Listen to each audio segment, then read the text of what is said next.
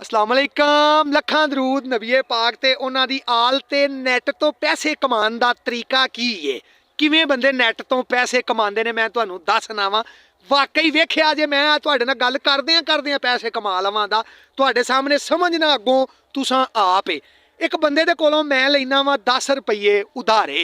वो 10 रुपये गुआच जांदे ने अगों दूजे दे कोल जाके उहदे कोलों मैं लैना वा 5 रुपये उधारे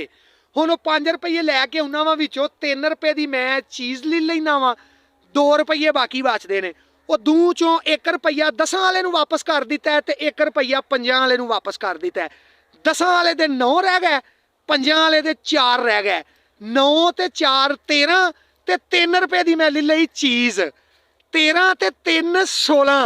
दसो हाँ मैं किन्ने पैसे कमाए ते किवें कमाए ए नैट तो पैसे कमाए जांदे जे